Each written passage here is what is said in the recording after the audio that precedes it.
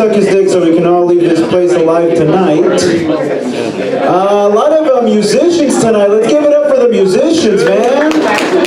Yeah, a lot of strings being plucked. The only strings I've ever plucked are my uncle's pubes out of my teeth. Let's get started, right? A friend of mine came over to visit me the other day, and we had to share a bed. Now, I love my friend, but he's kind of homophobic, so he was all like, oh, no, that's gay. We have to put a pillow between us. No way, no way. I was annoyed, but I told him, I was like, dude, you know what? Fine. We'll put the fucking pillow between us. Let's just go to sleep, all right? So I ended up fucking the pillow. Yeah, right in the ace. Yeah, no, but let me tell you folks, I've thought about it. I could never take a dick in the ass. No way. Impossible. I've thought about it. No. And you see, I want to believe that, but how is it then that I can take a dick-sized and dick-shaped object out of my ass every day, multiple times a day, and enjoy it? I mean, shitting is one of my favorite things to do.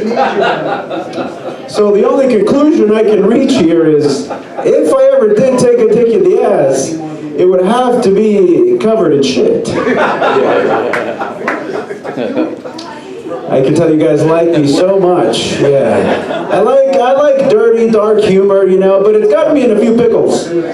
Big, juicy, veiny pickles. I went to a comedy show the other day and I made a joke about paraplegia. You guys know what that is, right? Paraplegia. There was a paraplegic man in the crowd. He was not happy. He got all bent out of shape about it. I'll tell you the joke. What do you call it when a person has one romantic partner? It's monogamy, right? What do you call it when a person has multiple partners? Polygamy. He knew it. What do you call it when a paraplegic gets with another paraplegic? Origami. Get it? Because they fold. It was a low blow. It was horrible. Yeah, joke was below the waist. Just like the truck that ran him over.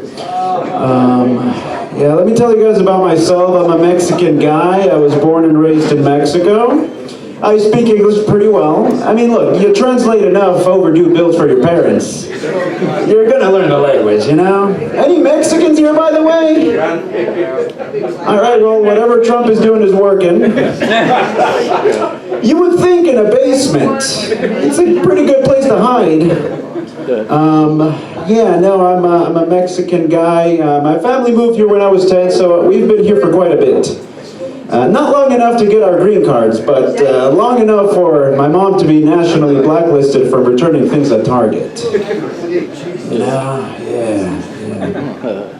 yeah, no green card, but please, folks, don't call me illegal. I don't like that term. I prefer legally divergent.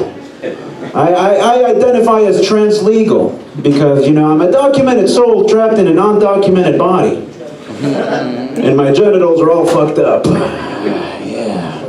No, but you know, it's a scary time to be Mexican, but I gotta tell you guys, I'm proud to be Mexican in the U.S. I love Mexicans in the U.S. You know, my favorite thing about them is the smile of a Mexican who doesn't know what the fuck you just said. You know? You tell them something and they're like, okay, yeah, just, si señor, okay? Pedro, I'm asking you what time it is.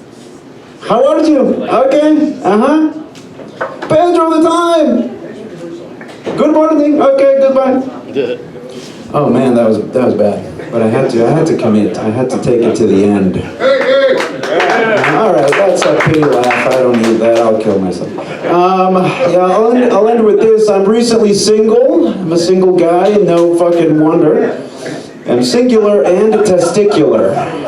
You know, it's easy to forget how tricky it is to get some tail nowadays as a guy. You know. Yeah, I was at a bar in New Haven the other day, a random bar, sticky, dingy, soupy little place in New Haven. Yeah, now the vibe was very much like Gen Z, broken home, people who think they're communists, you know? Like, my odds were good, but the goods were odd, you know? Yeah. So I'm chatching it up with this lady, and, oh boy. I'm chatching it up with her, and I'm telling her, you know, I'm undocumented, I'm gonna get deported. And it worked very well. Yeah. Dude, you tell a white liberal lady with a septum piercing that you're undocumented, she'll fuck you just to make a political statement. There we go. Yeah, dude. Yeah. Just to make a fucking political... Like, look, would I like some significant immigration reform in the U.S.? Absolutely. But if I can get some pity pussy in the meanwhile, you know? Eso es todo. I know black guy, any black... You're the only black... I'm sorry. I know you guys, black men, you guys get reparations head? Is that right? Sure, there we go, thank you. Us Mexicans, we get a sanctuary slob. Alright, you guys are too old to get that one. Or I'm too stupid. Yeah, look, I was talking to this girl and I was telling her like, ay, Dios mío, I'm gonna get deported, you know, Mr. Trump. In that voice, in those words, so she ended up in my apartment. And you know, we get into it, you know, one thing leads to another. It got a little weird, I have to say. We started role-playing. I was an ICE officer, and she was me. It was pretty good. It's pretty interesting. Yeah, no, but at the end, after the deed is done, out of nowhere, she starts telling me like, I'm not in a good headspace right now. And I'm like, here we fucking go. That's what I get for fucking going to New Haven, dude. She was like, yeah, I have generalized bipolar, bisexual, anxiety of color, some liberal bullshit. And I'm listening to her and I tell her like, hey, well, you also have herpes now. Yeah, he knows what I'm talking about. No, guys, I'm joking. I didn't tell her she had herpes. Hopefully she's found out by now. Hopefully. I'll end with this to give you guys a little smile so I don't cry myself to sleep. I have a question. I've been wondering this for a while. Hey, buddy, you want to listen to my joke? All right. I'll carry on. You guys think butterflies ever think about getting a tattoo of a fat, ugly bitch? There we go. All right, that's my time, folks. Thank you. I'm good.